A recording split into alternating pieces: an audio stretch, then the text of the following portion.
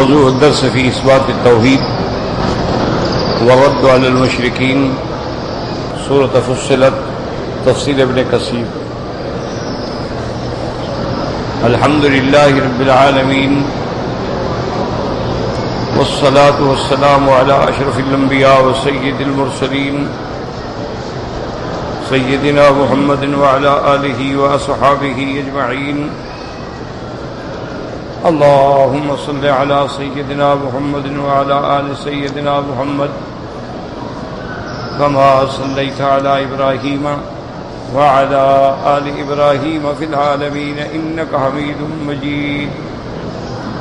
أعوذ بالله من الشيطان الرجيم. بسم الله الرحمن الرحيم.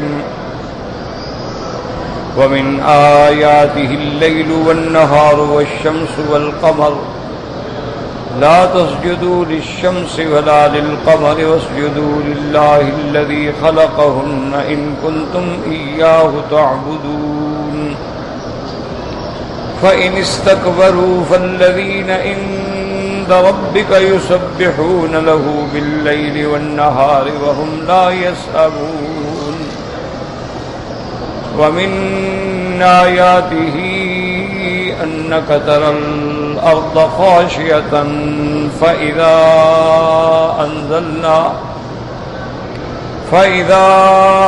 أنزلنا عليها الماء اهتزت وربت. إن الذي أحياها لمحيي الموتى إنه على كل شيء قدير. قال المؤلف والمفسر رحمه الله تعالى: أدام النفع بعلومه وعلومكم في الدارين آمين. إلى أن قال: يقول تعالى منبها خلقه ولا قدرته وأنه الذي لا نظير له وأنه على ما يشاء قادر. ان آیات مبارکہ میں اللہ تبارک و تعالیٰ اپنی مخلوق کو تنبیہ فرماتے ہیں اپنی قدرت کاملہ پر. وَأَنَّهُ الَّذِي، اور وہ ذات جس کی کوئی مثل نہیں، کوئی نظیر نہیں، کوئی شبیہ نہیں. وَأَنَّهُ عَلَى مَا يَشَاءُ قَادِرٌ، اور وہ جو چاہیں اس پہ قادر ہیں، قدرت رکھتے ہیں.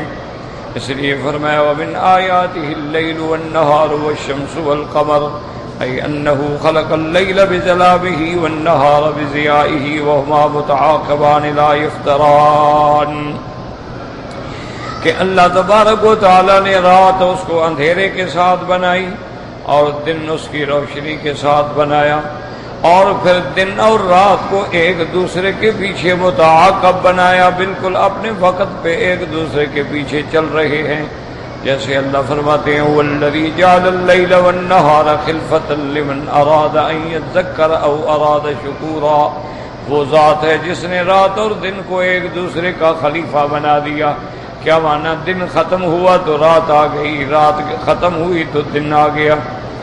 اسی طرح فرماتے ہیں: وَالشَّمْسَ نَوَّرَهَا نُورَهَا وَإِشْرَاقَهَا، اور اللہ نے سورج کو نور عطا فرمایا، شعاع عطا فرمائی. والقمر وضیاءہ، اور اللہ تبارک و تعالی نے چاند کو نورانی کرنے اور نورانی روشنی عطا فرمائی. وتقدیر منازلہ فی فلکہ واختلاف سیرہ فی سمائہ، اور اللہ نے فلک کے اندر کلن فی فلک، فلک کے اندر ان کی منازل مقرر کر دی، اور ان کی سیر، ان کا چلنا جو ہے آسمانوں میں. لِيَعْرَفَ بِاخْتِلَافِ سَيْرِهِ وَسَيْرِ الشَّمْسِ مَقَادِيرَ اللَّيْلِ وَالنَّهَارِ وَالْجُمَعِ وَالشُّهُورِ وَالْأَعْوَامِ، تاکہ ان کے چلنے سے، سورج اور رات چاند کی حرکتوں سے لوگوں کو پتہ چلتا ہے کہ دن اور رات کے گزرنے کے بعد کہ اب جمعہ آئے گا، اب مہینہ گزر گیا، اب 6 مہینے، اب سال گزر گیا. تو یہ ساری چیزیں اللہ نے اسی سورج اور چاند کے تابع کر دی. وَيَتَبَيَّنُ بِذَلِكَ حُلُولُ الْحُقُوقِ وَأَوْقَاتِ الْعِبَادَاتِ وَالْمُعَامَلَاتِ، اور انہی اوقات کے ذریعے اللہ تبارک و تعالی نے جو دنیا میں معاملات ہیں، لین دین ہے، قرض ہے، ادائیگی ہے، اس کا وقت مقرر کر دیا، نمازوں کا وقت مقرر کر دیا کہ یہ فجر کا وقت ہے، یہ ظہر کا وقت ہے. تو یہ سارے اوقات جو ہیں یہ اس کی قدرت کا کمال ہے. اس لیے فرماتے ہیں ثم لما كان الشمس والقمر احسن الاجرام المشاهده في العالم العلوي والسفلي نبه تعالى على انهما مخلوقان عبدان من عبيده تحت قهره وتسخيره. اور اس کے بعد فرماتی ہیں کہ جب سورج اور چاند جو ہے یہ احسن الاجرام یعنی ایسی روشن چیزیں ہیں، منور چیزیں ہیں کہ عالم علوی ہو آسمانوں کا عالم یا عالم سفلی زمینوں کا عالم، وہ سب سورج اور چاند کو دیکھتے ہیں. اللہ تبارک و تعالیٰ نے تنبیہ فرمائی اپنی مخلوق کو کہ یہ سورج اور چاند جو ہیں یہ بھی میری مخلوق ہیں اور میرے قہر، میرے تسلط، میرے حکم کے تابع چلتے ہیں. تو جب اتنی ساری چیزیں اس کی مخلوق ہیں تو تم اللہ کو چھوڑ کے غیروں کے آگے کیسے سجدہ کرتے؟ اس لیے بہت سارے لوگ جو ہیں وہ سورج کی عبادت کرتے ہیں.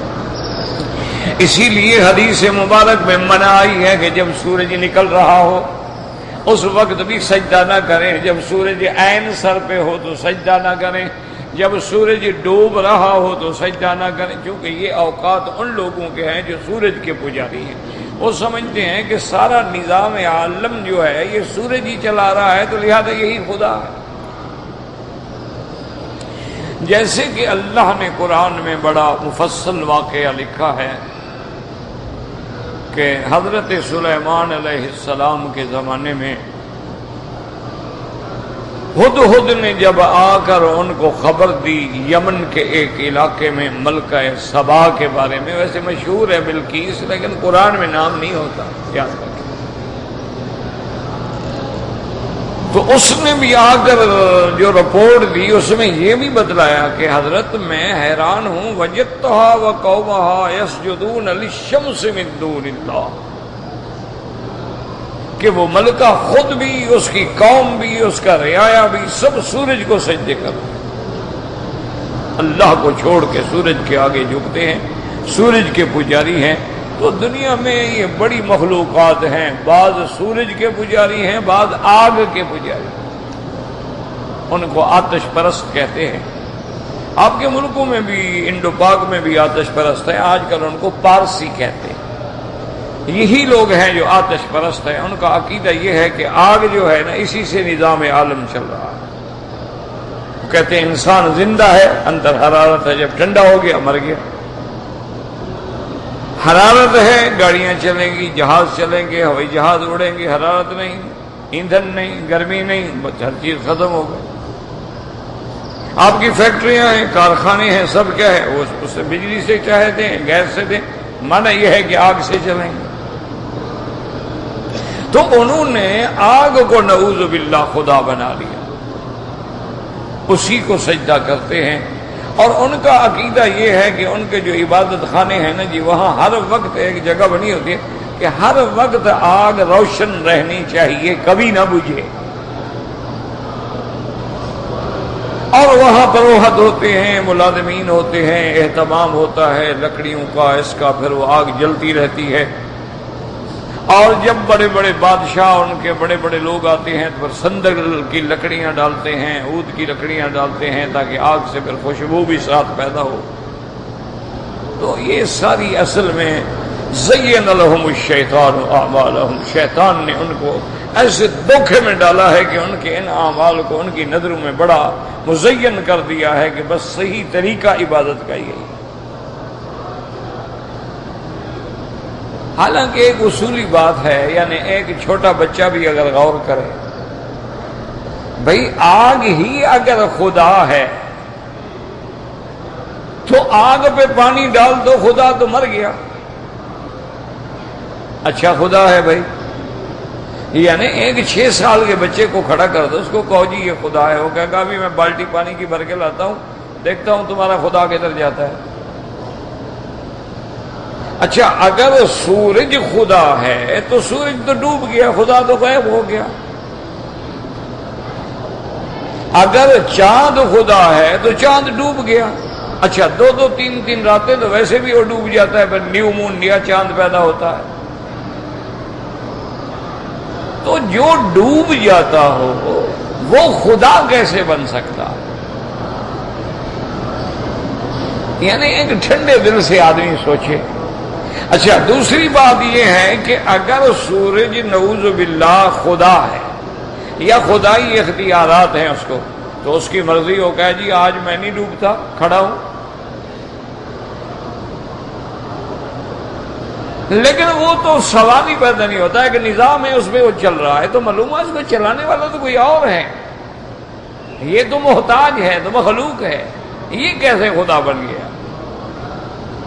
ہاں یہ ہے کہ یہ مظہر خدا ہے، یاد رکھو یہ چیزیں جو ہیں یہ مظہر ہیں، کہ جب سورج پہ نظر ڈالیں، چاند پہ نظر ڈالیں، ستاروں پہ نظر ڈالیں، آگ پہ نظر ڈالیں، دریاؤں پہ نظر ڈالیں، تو کہیں سبحان اللہ، واقعی مولا تیرا کمال ہے کہ تو نے ان چیزوں کو پیدا کیا، تاکہ ان چیزوں پہ نظر ڈال کے ان کے خالق کو پہچانے، یعنی کہ انہیں کو خالق بنا لیں.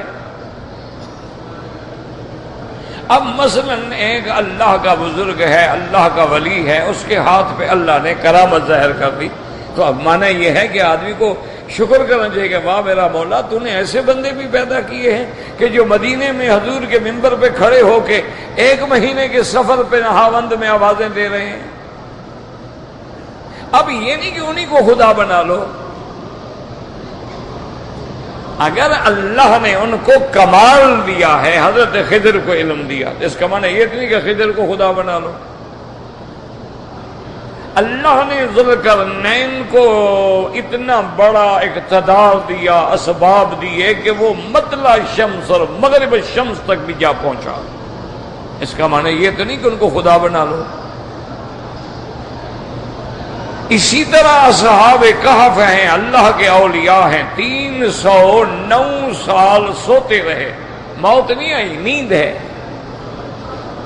اب جب وہ جاگے لوگ تو آ گئے نا، تخذن علیہم مسجدہ، ماشاء اللہ ماشاء اللہ، یہی تو خدا ہے، یہی تو ہم نے سجدہ گاہ بنانی ہے. وہ اللہ کے بندے جو سو گئے وہ کیسا خدا ہے؟ جب خدا سو جائے تو اب کائنات کا نظام کون چلائے گا؟ اسی لیے تو اللہ سونے سے بھی پاک ہے، اونگ سے بھی پاک ہے، نیند سے بھی پاک ہے، کہ اگر خدا سو جائے تو مخلوق کدھر جائے. تو اس لیے یہ بڑا عام سا مسئلہ ہے، لیکن بلا وجہ پھر لوگ تعویلیں کرتے ہیں کہ نہیں جناب ہمارے پیر ہیں، بزرگ ہیں، لیکن بس اللہ نے سارے اختیارات ان کو دے دیے ہیں.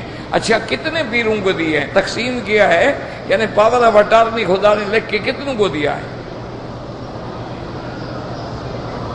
سارے اختیارات جو دے دیے ہیں تو کس ملک کے پیروں کو دے دی؟ عرب، عجم، 1 کو، 2 کو، 3 کو، 10 کو، کروڑوں کو، سب کو اختیار دے دیا ہے کہ وہ جو چاہے کریں. اس لیے ایک عقل کے ساتھ سمجھیں تو بڑا معمولی تھا مسئلہ ہے. دیکھو نا جی اب رات ہے، اسی لیے سیدنا ابراہیم علیہ السلام نے بادشاہ کو جب اس کو سمجھ نہ آیا نا احیاء اور اموات کا مسئلہ،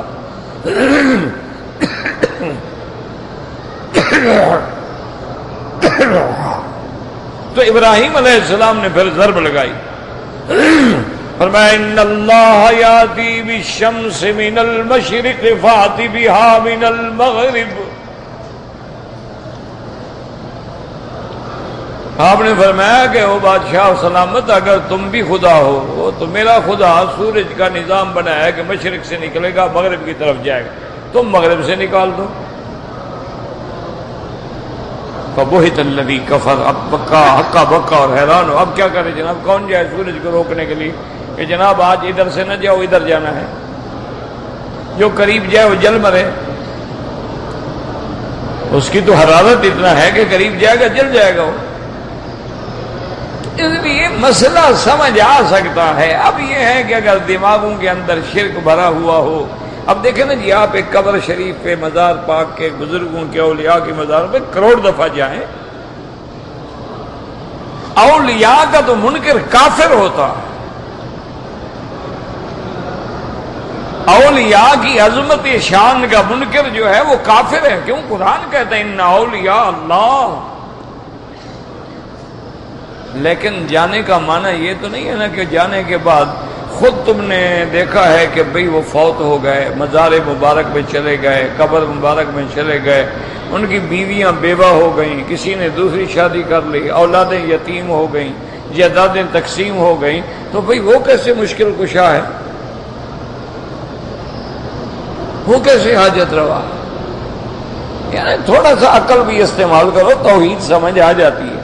لیکن یہ ہے کہ بس میں نہ مانوں یا بس وہی کافروں والی بات کی انا وجدنا آباءنا، ہمارا باپ دادا یہ کرتا تھا ہم بھی کر رہے ہیں، بس ٹھیک۔ بھئی کوئی دلیل قرآن حدیث، انہوں نے کہا جی قرآن بھی نہیں حدیث بھی نہیں، بس ہمارا باپ دادا جو یہی کرتا تھا، یہ کل کندانے خیراتیں چہلم دسویں دیجیے چوتھے تذیے، ہمارا باپ دادا کرتا تھا، ہم اسی رستے پہ جاتے ہیں۔ یعنی تم نے باپ دادے کا کلمہ پڑھا ہے یا محمد مصطفیٰ کا کلمہ پڑھا ہے؟ یہ تو کافروں والی اندھی جامد تقلید ہے، اور تقلید بھی ان کی جو آگے کافر ہے۔ اس لیے فرماتے ہیں اللہ تبارک، یہ دیکھو یہ تنبیہ ہے کہ انہما مخلوقان، میری مخلوق ہے، عبدان من نبیہ، میری مخلوق ہے، میرے عبد ہیں، میرے قہر، میرے تسلط، میری تسخیر کے تابع۔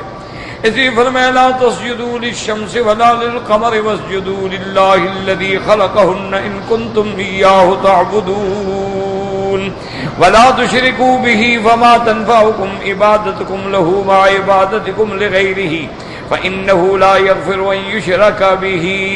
اللہ نے فرمایا خبردار کسی چیز کو سجدہ نہ کرو، نہ سورج کو نہ چاند کو، اگر تم میری بھی عبادت کرو، ان کے آگے بھی سجدے کرو، تو پھر اللہ کے ہاں عبادت قبول نہیں ہوگی، یہ شرک ہے۔ اور اللہ کا فیصلہ ہے کہ اللہ شرک معاف نہیں کرتے جب تک توبہ کر کے بندہ توحید پہ نہ آ جائے۔ آگے اللہ فرماتے ہیں فَإِنِ اسْتَكْبَرُوا عَنْ إِفْرَادِ الْعِبَادَةِ لَهُ أَبَوْا إِلَّا أَن يُشْرِكُوا مَعَهُ غَيْرَهُ۔ اگر میرے محبوب اتنی دلائل کے بعد یہ قوم جو ہے انکار کرے، اعراض کرے، اللہ تبارک و تعالیٰ کی خالص عبادت سے منہ پھیرے اور اللہ کے ساتھ شرک کرے، تو ان کو دیکھو بتا دو کہ اللہ کو تمہاری کوئی ضرورت نہیں۔ فالذین عند ربک یسبحون له باللیل والنہار وهم لا یسأمون۔ فالذین عند ربک، جو تیرے رب کے پاس مخلوق ہے، ملائکہ جو معصوم بھی ہیں، جو گناہوں سے پاک بھی ہیں، جو نورانی مخلوق بھی ہے، یسبحون اللیل والنہار، دن ہو یا رات ہو اللہ کی تسبیح بیان کر رہے ہیں، اللہ تبارک و تعالیٰ کی تسبیح کے اندر مشغول ہیں۔ حدیث میں آتا ہے کہ آسمان پہ ایک بالشت کے برابر بھی جگہ نہیں ہے، الا وملک قائم، یا وہاں کوئی نہ کوئی فرشتہ کھڑا ہے یا سجدے میں ہے اور پڑھ رہا ہے سبوح قدوس ربنا ورب الملائکۃ والروح، اللہ کی تسبیح بیان کرتی ہیں۔ اور وہ ایسے فرشتے ہیں کہ اللہ کی تسبیح سے کبھی عاجز بھی نہیں آتے، کبھی تھکتے بھی نہیں ہیں، وہ تھکنے سے بھی پاک ہیں، وہ کھانے سے بھی پاک ہیں، وہ پینے سے بھی پاک ہیں، وہ بیوی بچوں سے بھی پاک ہیں۔ كقوله عز وجل فَإِن يَكْفُرْ بِهَا هَؤُلَاءِ فَقَدْ وَكَّلْنَا بِهَا قَوْمًا لَيْسُوا بِهَا بِكَافِرِينَ۔ اگر یہ کفر کرتی ہیں تو ہم نے اور ایسی قوم ہے جو کبھی انکار نہیں کرتی اللہ کی عبادت سے۔ وقال الحافظ ابو يعلى حدثنا سفيان يعني ابن وكيع قال حدثنا ابي عن ابن ابي ليلى عن ابي الزبير عن جابر رضي الله تعالى عنهما قال قال رسول الله صلى الله عليه وسلم لا تسبوا الليل ولا النهار ولا الشمس ولا القمر ولا الرياح فإنها ترسل رحمة لقوم وعذابا لقوم۔ حضرت جابر رضی اللہ تعالیٰ عنہ روایت فرماتی ہیں کہ میرے آقا رحمت دو عالم سیدنا محمد مصطفیٰ صلی اللہ علیہ وسلم نے فرمایا کہ اللہ فرماتی لا تسبوا اللیل، رات کو، دن کو، سورج کو، چاند کو، ہواؤں کو گالی نہ دیا کرو، فإنها ترسل رحمۃ لقوم، اس کی مرضی ہے کسی قوم کے لیے ان کو رحمت بنا دیتا ہے اور کسی قوم کے لیے چاہے تو عذاب بنا دیتا ہے۔ جیسے کہ آج کل رواج ہے، آدمی کہتے ہیں جی کیا کریں، زمانہ برا آ گیا، وقت برا آ گیا، زمانہ برا ہے نہ وقت برے ہے، تم برے ہو گئے ہو، کیونکہ زمانہ کو پیدا کرنے والا اللہ کی ذات ہے، وقت کو پیدا کرنے والی اللہ تبارک و تعالیٰ کی ذات ہے۔ یہ اس کا نظام ہے کہ اب دیکھو ایک رات ہے، بعض درس میں بیٹھے ہیں، بعض طواف میں بیٹھے ہیں، اور بعض میخانوں میں، شراب خانوں میں، فلموں پہ بیٹھے ہیں۔ تو وقت کا تو کوئی قصور نہیں ہے، تو ہمارے اعمال ہیں۔ تو اس لیے کبھی رات کو اور دن کو، اور لا تسبوا الدہر فإنما الدہر انا اقلب اللیل والنہار۔ اللہ تبارک و تعالیٰ فرماتی ہیں حضور صلی اللہ علیہ وسلم کو حدیث قدسی، اپنی امت کو بتلا دیں کہ وہ زمانے کو کبھی گالی نہ دیا کرے۔ کیوں؟ زمانہ کیا ہے؟ وہ زمانہ تو میں ہوں، میری ذات ہے جو کبھی رات، کبھی دن، کبھی غمی، کبھی خوشی، کبھی راحت، کبھی مصیبت، کبھی صحت، کبھی بیماری، یہ سارا نظام میرے ہاتھ میں ہے۔ تو جب تم ان کو گالی دیتے ہو تو نعوذ باللہ گویا تم خدا کو گالی دے رہے ہو۔ اس لیے خبردار، یہ کہہ سکتے ہو جی میرے حالات خراب ہو گئے ہیں، یہ نہیں کہ زمانہ خراب ہے یا وقت خراب ہے، زمانہ تو زمانہ ہے، وہ تو اللہ کا پیدا کرتا ہے۔ اور پھر اللہ تبارک و تعالی اللہ چاہتے ہیں تو ان چیزوں کو قوم کے لیے رحمت بنا دیتے ہیں، اور چاہتے ہیں تو عذاب بنا دیتے ہیں۔ وہ چاہتے ہیں تو ہواؤں کو باد صبا بنا دیتے ہیں، وہ چاہیں تو دبور بنا دیتے ہیں، سرسر بنا دیتے ہیں، قوموں کو تباہ کر ڈالتے ہیں۔ وہ چاہیں تو بادل بھیج کے برسا کے مردہ زمینوں کو زندہ کر دیتے ہیں، وہ چاہیں تو بادلوں کی شکل میں عذاب بھیج کے قوموں کو ہلاک کر دیتے ہیں، اس کی مرضی ہے۔ اسی طرح حدیث مبارک میں آتا ہے ان الجنت والنار تخاصما، کہ جنت اور نار کا بھی آپس میں مکالمہ ہوا۔ یاد رکھو، اللہ چاہے تو جنت بھی بولے گی، اللہ چاہے تو آگ بھی بولے گی، اللہ چاہے تو پتھر بھی بولیں گے، اللہ چاہے تو بندے کے اعضاء بھی بولیں گے۔ تو جنت اور نار کا آپس میں مقابلہ ہوا تو آگ فخر کر کے کہنے لگی جنت سے کہ دیکھو میرا کتنا بڑا مقام ہے کہ ساری دنیا کے بڑے لوگ، بڑے بڑے بادشاہ، بڑے بڑے مغرور، بڑے بڑے متکبر، بڑے بڑے نمرود، قارون، فرعون، حامان، شداد میرے اندر ہیں، تمہارے اندر تو سارے اکثریت غریب لوگوں کی ہے۔ اللہ پاک نے فرمایا بالکل جھگڑا نہ کرو۔ آپ نے فرمایا کہ اے جنت تو میری رحمت ہے، میں جب اپنی رحمت کا اظہار کرتا ہوں تو اپنے بندوں کو تمہارے اندر بھیجتا ہوں، اور فرمایا اے نار تم میرے عذاب کی جگہ ہو، میں جب اپنے بندوں کو عذاب دیتا ہوں تو تمہارے اندر بھیجتا ہوں۔ تمہارا آپس میں ایک دوسرے پہ فخر کرنے کی کیا بات ہے؟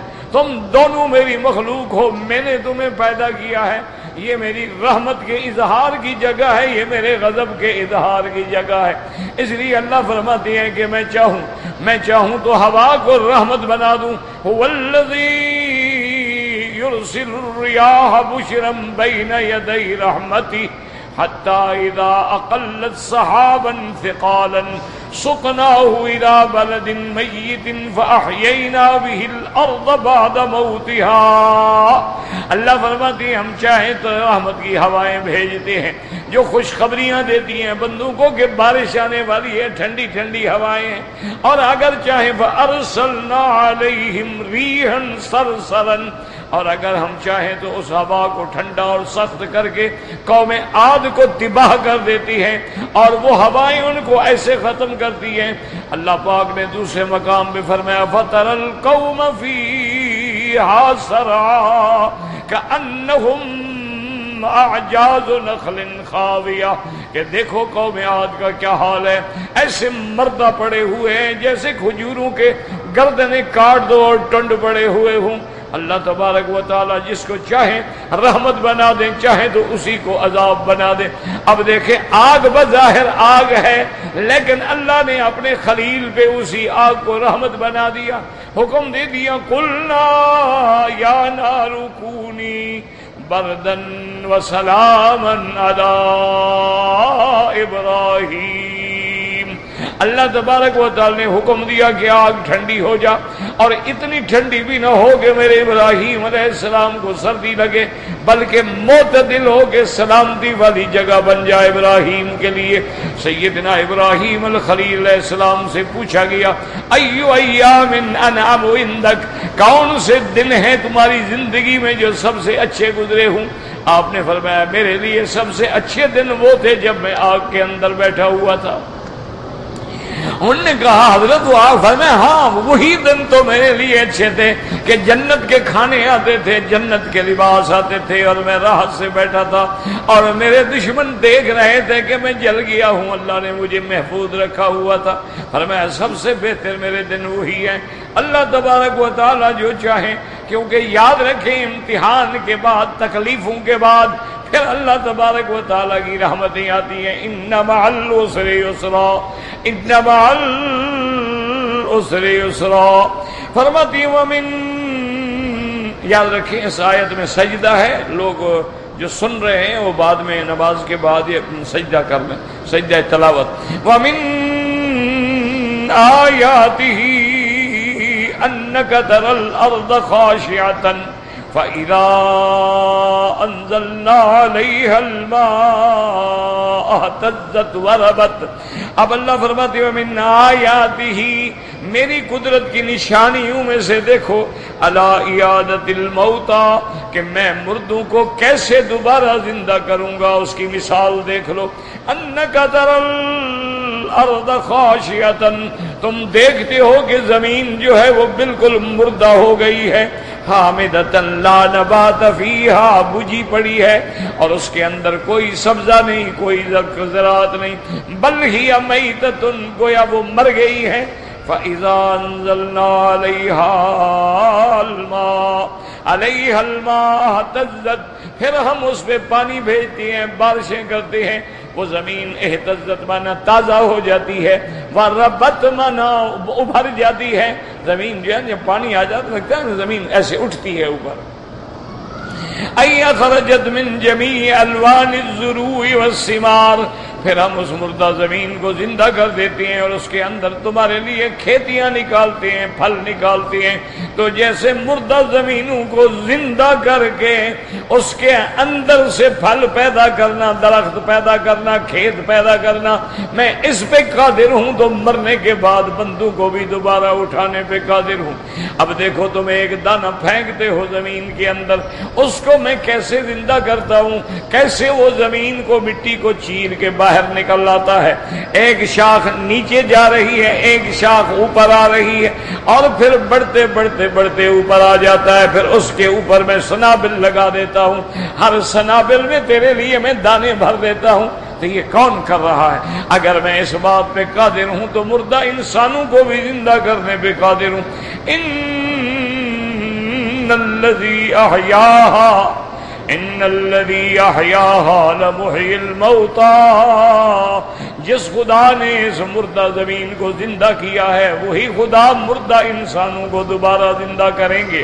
انہ علی کل شیء قدیر، وہ ہر چیز پہ قادر ہے، وہ مارنے پہ بھی قادر ہے، وہ زندہ رکھنے پہ بھی قادر ہے، پھر موت دینے پہ بھی قادر ہے، پھر جلانے پہ بھی قادر ہے۔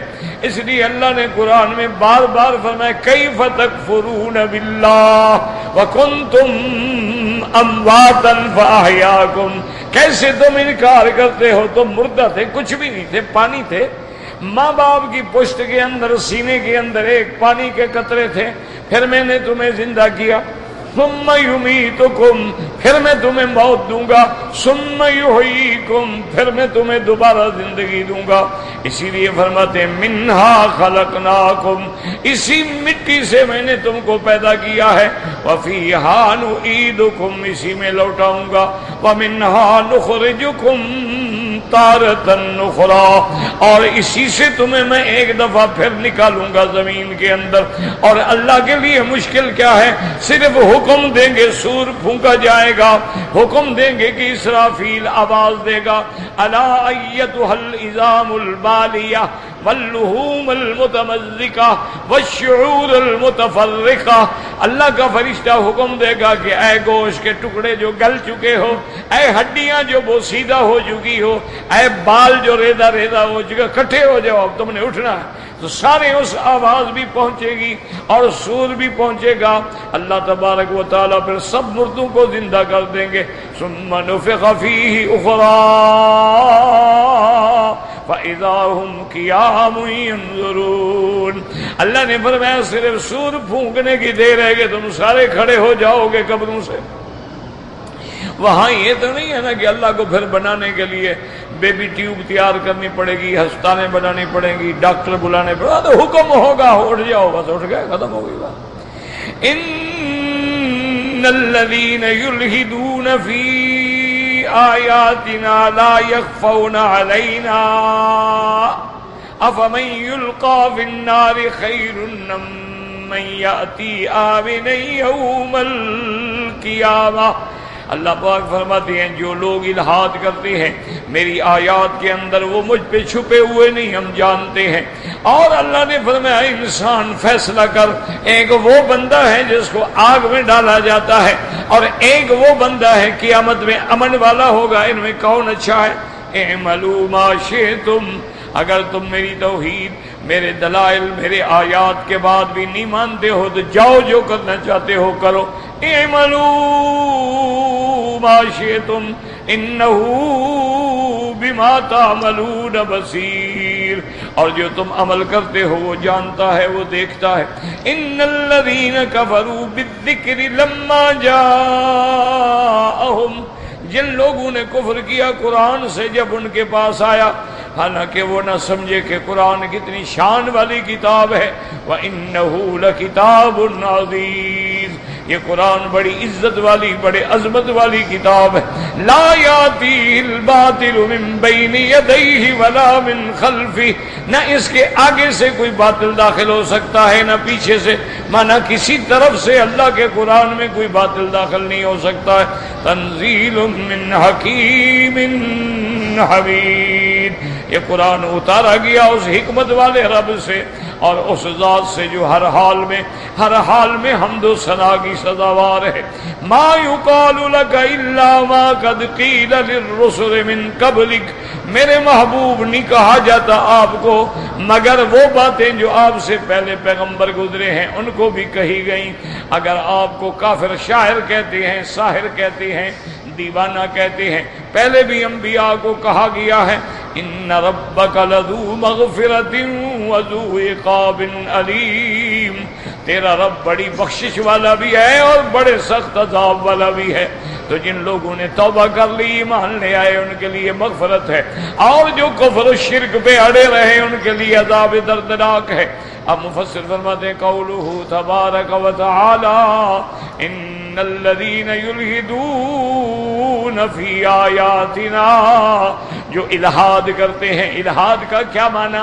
قال ابن عباس رضی اللہ تعالی عنہما الالحاد وضع الکلام علی غیر مواضعہ، الحاد کا معنی ہے کہ کسی کلام کو اس کی جگہ کے علاوہ غلط جگہ رکھا جائے۔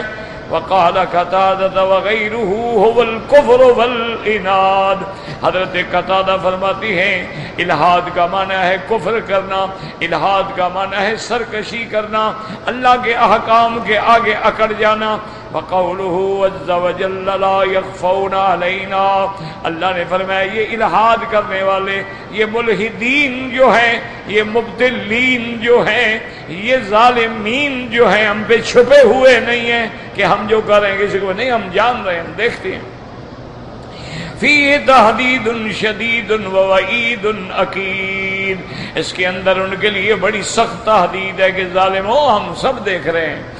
انہ تعالی عالم بمن یلحد فی آیاتہ واسمائہ وصفاتہ فسیجزی علی ذلک بالعقوبۃ والنکال، اللہ تبارک و تعالی جاننے والے ہیں جو اس کی آیات میں الحاد کرتے ہیں، اس کے اسماء میں، اس کی صفات میں، اللہ تبارک و تعالی ان کو جزا دیں گے، بدلہ دیں گے، سزا دیں گے، سخت سزا دیں گے، سخت عذاب دیں گے۔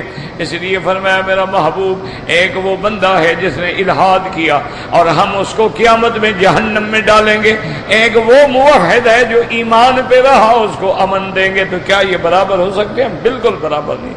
یعنی لا یستوی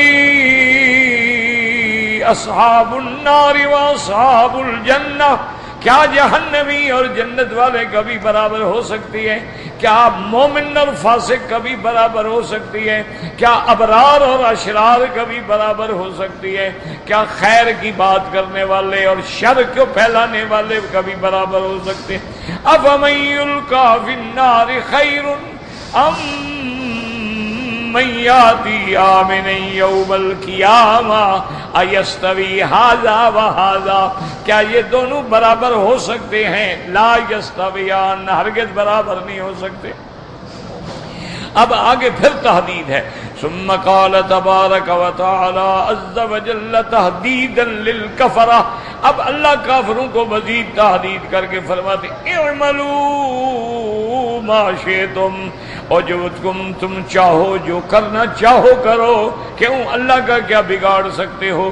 اور ہم تمہیں ایک ایک ذرے پر پکڑیں گے اور سزا دیں گے، اگر اچھا عمل کرو گے تو جزا بھی اچھی ملے گی۔ فَمَن يَعْمَلْ مِثْقَالَ ذَرَّةٍ خَيْرًا يَرَهُ وَمَن يَعْمَلْ مِثْقَالَ ذَرَّةٍ شَرًّا يَرَهُ۔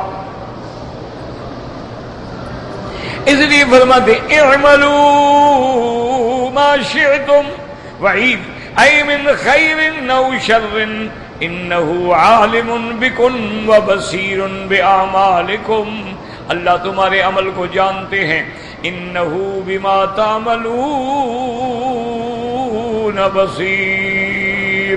ثم قال جل جلالہ ان الذین کفروا بالذکر، ذکر سے مراد یاد رکھیں قرآن ہے، قرآن کو بھی اللہ نے ذکر کا انا نحن نزلنا الذکر وانا لہ لحافظون، اور کہیں فرماتے ہیں وانہ لذکر لک ولقومک، قرآن ذکر ہے، نصیحت ہے، اس لیے فرماتے ہیں ان الذین کفروا بالذکر لما جاءہم، وہ لوگ جنہوں نے قرآن سے انکار کیا، یاد رکھو لما جاءہم کیا معنی؟ جب آیا، معنی ہے کہ انہوں نے سوچا بھی نہیں، بس قرآن آیا فوراً منکر ہو گئے۔ کوئی غور تو کرتا ہے نا بندہ، کوئی سوچتا ہے، تدبر کرتا ہے کہ انکار کی وجہ کیا ہے، کیوں انکار کر؟ نہیں، بس ایک ضد ہے، ان الذین کفروا بالذکر لما جاءہم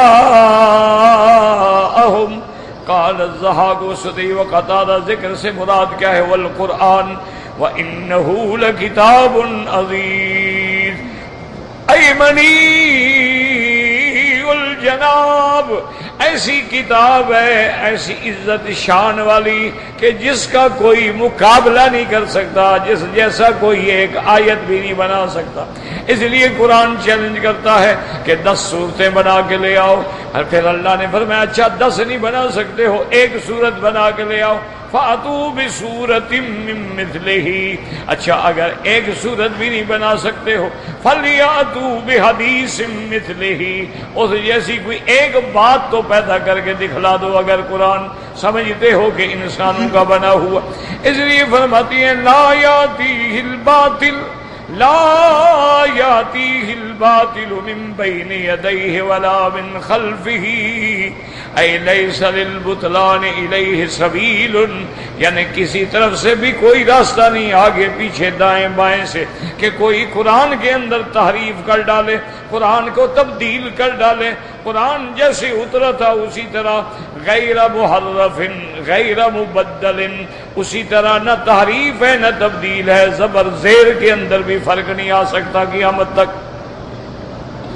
کیوں؟ لِأَنَّهُ مُنَزَّلٌ مِّن رَّبِّ الْعَالَمِينَ، کیونکہ رب العالمین نے اس کو اتارا ہے، جیسے فرماتے ہیں تنزیل من حکیم حمید، حکیم معنی یاد رکھو جس کا ہر حکم، ہر فعل، ہر قول حکمت کے مطابق، مجال ہے کوئی حکمت سے خالی ہو۔ حکیم فی اقوالہ و افعالہ، حمید مانا محمود، جو قابل حمد و ثنا ہے، یعنی جو کچھ بھی کیا ہے وہ قابل حمد و ثنا ہے۔ محمود فی جمیع ما یامر بہ، جو چیزوں کا حکم دیا ہے وہ یہ بھی اس کی رحمت ہے، جن چیزوں سے منع کیا ہے اس میں بھی اس کی رحمت ہے۔ المحمودۃ عواقبہ وغایاتہ، جن چیزوں کے کرنے کا حکم دیا ہے انجام اس کا خیر ہے، اور جن چیزوں سے روکا ہے اس کا انجام بھی خیر ہے انسانوں کے لیے۔ ثم قال عز وجل، اب اللہ پاک اپنے نبی پاک کو تسلی دیتے ہیں کہ میرا مدنی آپ غمگین نہ ہوں، آپ بالکل فکر نہ کریں، یہ تاریخ عالم ہے کہ ہر پیغمبر کو ستایا گیا، پیغمبروں کے علماء ورثۃ الانبیاء کو بھی دکھایا گیا، ان کو بھی تکلیفیں پہنچائی گئی، ان پر بھی الزام لگائے گئے، آپ غم نہ کریں، اللہ پہ چھوڑ دیں، اللہ خود بدلا لے گا۔ ما یقال لک الا ما قد قیل للرسل من قبلک، آپ سے پہلے بھی پیغمبروں کو کہا گیا نعوذ باللہ جھوٹ بولتے ہیں، حضرت نوح علیہ السلام کو کہتے تھے مجنون ہے، دیوانہ ہو گیا ہے، پیغمبروں کو کہتے تھے کذاب ہے، کسی کو کہتے تم ہمارے جیسے بندے ہو، تم کیسے نبی بن گئے ہو، کسی کو کہتے تم بازاروں میں چلتے ہو، کھانے کھاتے ہو، پھر کیسے پیغمبر بن گئے۔ اللہ نے فرمایا حضور یہ کہتے آئے ہیں، آپ بالکل غم نہ کریں، جیسے انہوں نے صبر کیا تم بھی صبر کرو، فاصبر کما صبر اولو العزم من الرسل، جیسے پہلے پیغمبروں نے صبر کیا آپ بھی صبر فرمائیں۔ اس لیے فرماتے ہیں قال قتادہ والسدی وغیرہما ما یقال لک من التکذیب الا کما قد قیل للرسل من قبلک فکما کذبت کذبوا وکما صبروا علی اذی قومہم لهم فاصبر انت علی اذی قومک لک، جیسے انہوں نے قوم کی ایذاؤں پہ صبر کیا آپ بھی صبر کریں میرے مدنی۔ وهذا اختیار ابن جی ولم يحقه هو ولا ابن ابي حاتم غيره، وقوله تبارك وتعالى ان ربك لذو مغفرة لمن تاب الیہ، جو بندہ توبہ کرے اللہ کی طرف اللہ بخشنے والے ہیں، اللہ ہمارے گناہ بھی معاف فرما دے۔ اللہ ہم تیرے دروازے پہ توبہ کرتے ہیں، اقرار کرتے ہیں، اپنے گناہوں کا معافی مانگتے ہیں۔ اللہم ارحمنا فوق الارض، اللہم ارحمنا تحت الارض، اللہم ارحمنا عند الارض، یا اللہ زمین پر بھی ہم پہ رحم فرما، جب زمین کے نیچے جائیں تو رحم فرما، اور جب قیامت میں تیرے دربار میں پیشی ہو تو رحم فرما، ہم تیرے رحم کے بغیر ایک سانس بھی نہیں لے سکتے ہیں، رحمت فرما دے، گناہ معاف فرما دے میرا اللہ۔ آج پورے عالم میں تیرے نام لیوا مشکل میں ہیں، تیرے دین والے مشکل میں ہیں، تیرے قرآن والے مشکل میں ہیں، حدیث پڑھنے پڑھانے والے مشکل میں ہیں، تیرے دین کی دعوت و تبلیغ کرنے والے مشکل میں ہیں میرا اللہ۔ کفر دم دنا رہا ہے، فاسق فاجر جو ہیں وہ نعوذ باللہ پوری دنیا کو اپنے طاغوتی فتنوں سے ڈرا رہے ہیں، اور مومن بیچارہ کمزور ہے میرا مولا، تو اگر چاہے تو کمزوروں کو بھی طاقت عطا فرما دیتا ہے، تو اگر چاہے تو گرے ہوں کو بھی اٹھا لیتا ہے، تو اگر چاہے تو ممولے کو شہباز سے لڑا دیتا ہے، تو اگر چاہے تو پھر بدر کی فضا بھی پیدا کرنے پہ قادر ہے۔ وما ذلک علی اللہ بعزیز ان ربک لذو مغفرۃ وذو عقاب علیم، اور بڑے دردناک عذاب والا ہے کہ من لمن استمر علی کفرہ وطغیانہ وعنادہ وشقاقہ ومخالفتہ، اور جو بندہ کفر پہ جمع رہے، عناد پہ جمع رہے، اللہ کی مخالفت پہ جمع رہے، پھر اللہ عذاب دینے والے بھی۔ ان بطش ربک لشدید، جب اللہ پکڑتے ہیں تو پھر ان کی پکڑ جو ہے بڑی سخت ہوتی ہے۔ قال ابن عیاد حدثنا ابی قال حدثنا موسیٰ بن اسماعیل قال حدثنا حماد ان علی بن زید سعید الصیب قال نزلت هذه الآیہ ان ربک لذو مغفرۃ قال رسول اللہ صلی اللہ علیہ وسلم وتجاوزه ما هنا احد العیش ولولا وعیدہ وعقابہ لاتقل کل احد، حضور نے فرمایا کہ اگر اللہ تبارک و تعالی کا عفو نہ ہوتا، مغفرت نہ ہوتی، بخشش نہ ہوتی تو کوئی بندہ بھی چلتا ہوئے نظر نہ آتا، اور اگر اللہ کی طرف سے عذاب کی تحدید نہ ہوتی تو ہر بندہ آسانی سے بیٹھ جاتا، چھوڑ دیتا، پھر کوئی نیکی بھی نہ کرتا۔ تو اس لیے ایمان جو ہے الایمان بین الخوف والرجاء، ایمان اللہ سے ڈرتے بھی رہو، رحمت سے امید بھی کرتے رہو۔ واللہ اعلم۔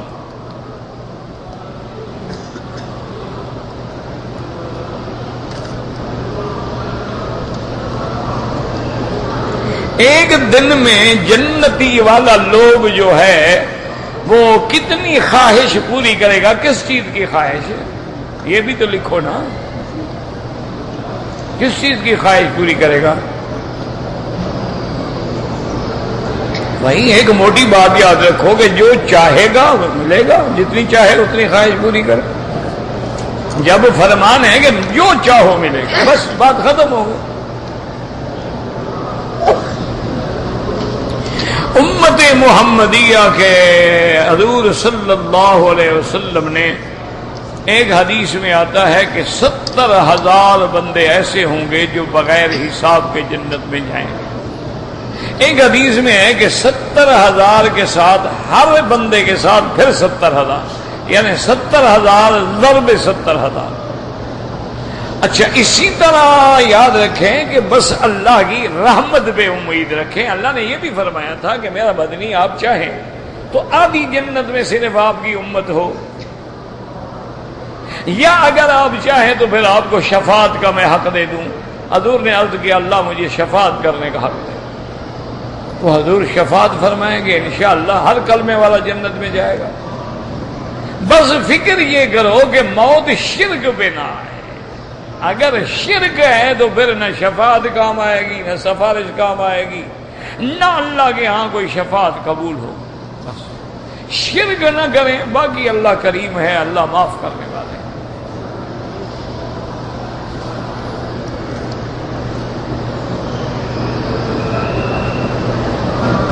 ایک عورت کا 4 بچہ ہے، ابھی مرد ہو گیا تو میں کیا کروں؟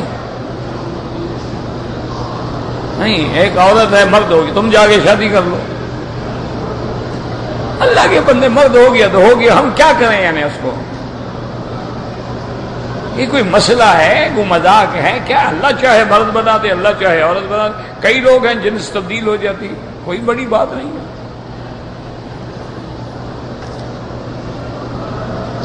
جھوٹی قسم کھا کے جو لوگ مال بیچتے ہیں بالکل حرام ہے۔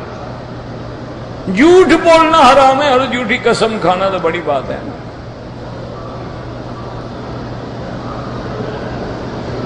ایک آدمی کو 20 سال ہو گئے ہیں، گھر بھی نہیں جاتا، بیوی کو بھی نہیں لے آتا، تو میں کیا کروں؟ اس کے گلے میں رسا ڈالوں، گھر پہنچا دوں؟ ہاں مجھے بتاؤ میں کیا کروں؟ شریعت میں مجرم ہے، اپنی بیوی کے حقوق ادا نہیں کرتا، قیامت میں پکڑا جائے گا، اس کو طلاق دے دے۔ نہیں جاتا ہے دفع ہو، اس کو تو چھوڑے نا، آزاد کرے۔ نہیں کرتا ہے، قیامت میں پکڑا جائے گا، مولوی کیا کرے گا؟ نہ تمہیں یہی سوال ملتے ہیں اور کوئی اللہ نے عقل عطا نہیں فرمایا ہے تمہیں۔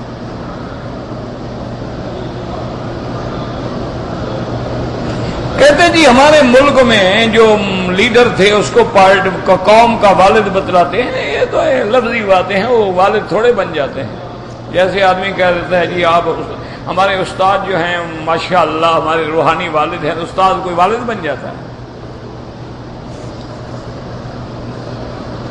ایک طواف کرنے سے ولد اسماعیل کا ایک غلام خرید کر کے آزاد کریں اتنا اللہ ثواب عطا فرماتے ہیں، اور ایک غلام آزاد کرنے سے بندہ جہنم سے آزاد ہو جاتا ہے۔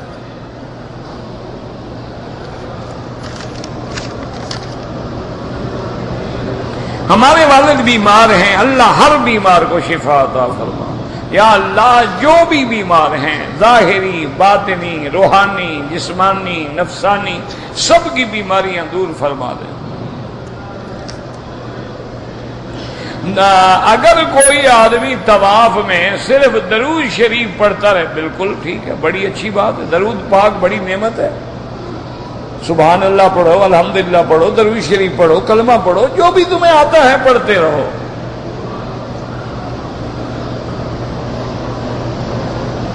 اگر ایک آدمی نے ظہر کی 4 رکعات کی نیت کر لی ہے اور نماز کھڑی ہو گئی، 2 پہ سلام پھیر کے جماعت سے مل جائے، باقی بعد میں پوری کر لوں۔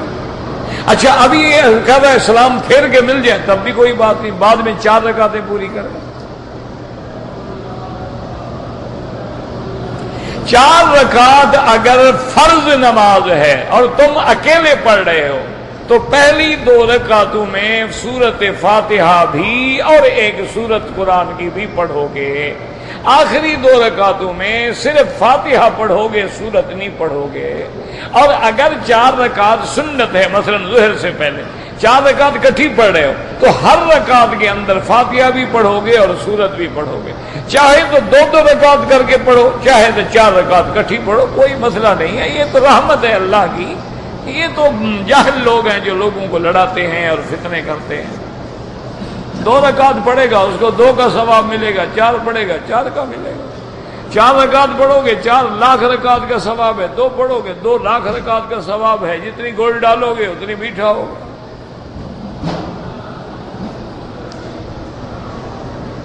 کولڈ پینٹ پہننا جائز ہے، کوئی منع نہیں، پہلے یہ کافروں کا لباس تھا، لیکن اب مسلمان اتنا پہنتے ہیں کہ اس کو پہننے سے یہ تصور نہیں ہوتا کہ یہ کافروں کا لباس ہے۔ ہاں بعض لباس ایسے ہوتے ہیں جیسے جنجو ہے، یا وہ دھوتی ہندو باندھتا ہے، یا وہ تلک لگاتے ہیں، اسی طرح ان کے شعار ہیں، یا کوئی آدمی ایسا لباس پہنتا ہے جس میں صلیب کی علامات ہیں، وہ حرام ہے، ورنہ صرف پینٹ اور کوٹ پہنتا ہے کوئی مسئلہ نہیں۔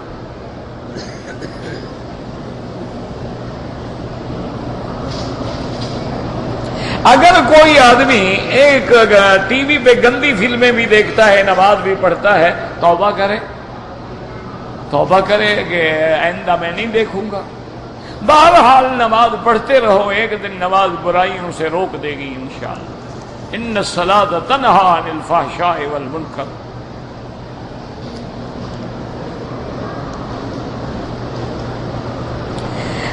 بی بی فاطمہ کس کی بیٹی تھی؟ محمد مصطفیٰ کی۔ ان کی والدہ جو ہے وہ بی بی خدیجہ تھی۔ بی بی عائشہ سے تو کوئی اولاد ہی نہیں، اللہ کے بندے، حضور کی ساری اولاد جو ہے بی بی خدیجہ سے ہے، یاد رکھو۔ سیدہ خدیجہ سے آپ کے 3 بیٹے ہیں، طیب، طاہر، قاسم، 4 بیٹیاں ہیں، بی بی زینب، رقیہ، ام کلثوم اور بی بی فاطمہ۔ تو یہ 4 بیٹیاں اور 3 بیٹے سیدہ خدیجہ سے ہیں۔ حضور کا ایک بیٹا حضرت ابراہیم ماریہ قبطیہ سے ہے، بی بی عائشہ ہے، اور کسی بیوی سے اولاد ہے ہی نہیں۔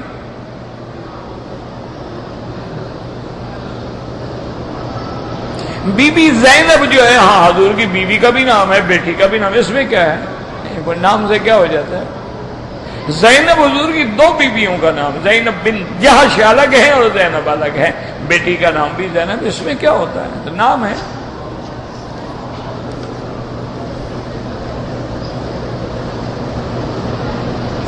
کعبۃ اللہ میں موبائل سے جو فوٹو لیتے ہیں یا مووی بناتے ہیں، یہ 100% حرام ہے، اور پھر اللہ کے کعبے کی بھی توہین ہے۔ حجر اسود پر بوسہ دینے میں مارا ماری ہوتی ہے، بالکل حرام ہے، ناجائز ہے۔ موقع ملے بوسہ دے دو، نہ ملے اللہ اکبر، بس ختم ہو گیا۔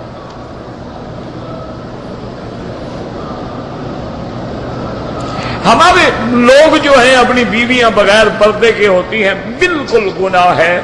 اور ایک تو یہ ہے نا، دیکھو کہ پردہ نہ کرنا گناہ ہے، دوسرا پردہ نہ کرنا، اور وہ بھی اللہ کے کعبے میں جہاں اللہ کا قرآن آیا ہے، بہت بڑا ظلم ہے، اللہ ہدایت دے۔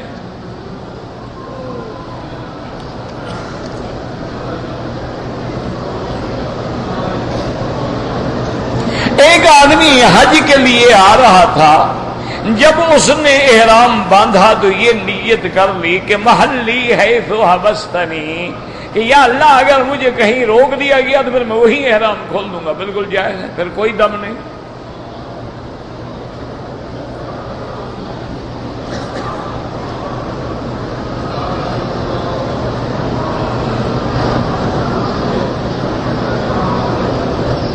ہم نے بیمہ پالیسی کرائی تھی، 20 سال میں 60,000 روپے ہم نے دیے ہیں، اب وہ لوگ 1,50,000 روپے ہمیں دیں گے، بالکل ٹھیک ہے، 60,000 جو دیا تھا آپ نے وہ آپ کے لیے حلال ہے، باقی حرام ہے، وہ تو سود ہے، لیکن ان سے لے لیں، ان کو نہ چھوڑیں، کیونکہ وہ تو پھر آپ نے گناہگار کی، یعنی برے لوگوں کی مدد کی، ان سے لے کر غریبوں کو دے دیں، اور ثواب کی نیت نہ کریں، ثواب حلال پہ ملتا ہے، حرام پہ نہیں ملتا، ثواب جب ملے گا تو حلال پہ ملے گا، اب وہ تو حرام ہے، ثواب تو ملے گا نہیں، لیکن ان کو چھوڑیں گے، وہ تو پہلے مگرمچھ ہیں اور حرام کھا جائیں گے، ان سے آپ لے لیں، اور اپنے علاقے میں یتیم ہیں، غریب ہیں، بیوہ ہیں، کوئی مسجد کا حمام ہے، کوئی لیٹرین ہے، کوئی غسل خانہ ہے وہ بنوا دیں، لیکن ثواب کی نیت نہ کریں، کہیں اللہ میرے ذمے ایک بلا آ گئی ہے میں نکال رہا ہوں۔